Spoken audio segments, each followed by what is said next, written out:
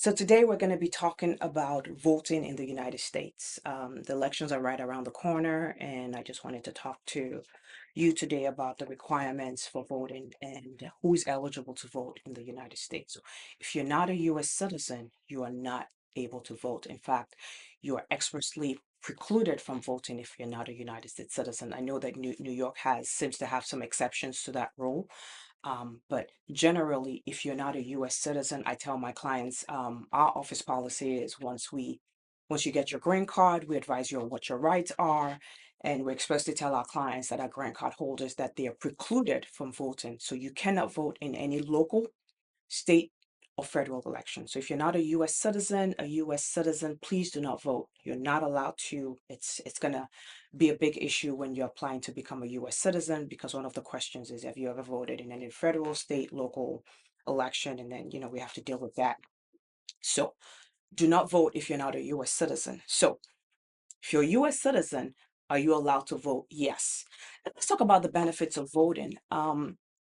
People just think that what we see and the benefits that we enjoy these days is just from these things just happen. Nothing good just happens. A lot of people have put in sweat, blood, protesting, advocating, legislating. A lot of people have put themselves out to make our lives better. And we have to also appreciate that. And the only way that we can do that and push that forward, that agenda forward, is by voting. Vote in your local election, vote in your state election, vote in your federal election.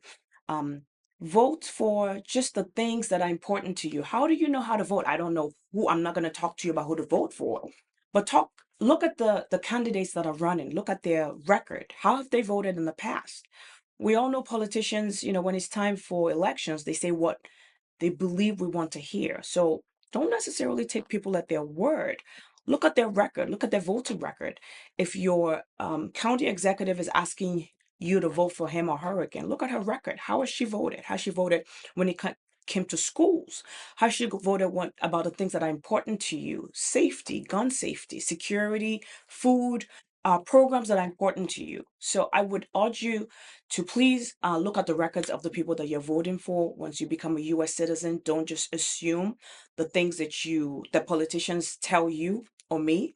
Look at their record and make sure that you're voting based on the things that are important to you, not just because of what somebody has said.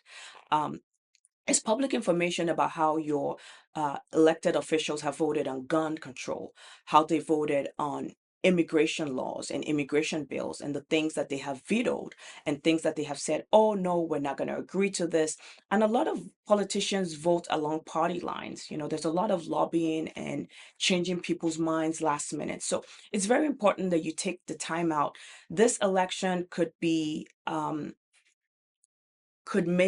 or break us for the next 20, 30, 40 years, maybe even longer. So it's very important the people that you vote for. Don't just vote for the things that are important to you as of today, but vote for the things that will be important to you and your children and even your generation unborn. So it's very important.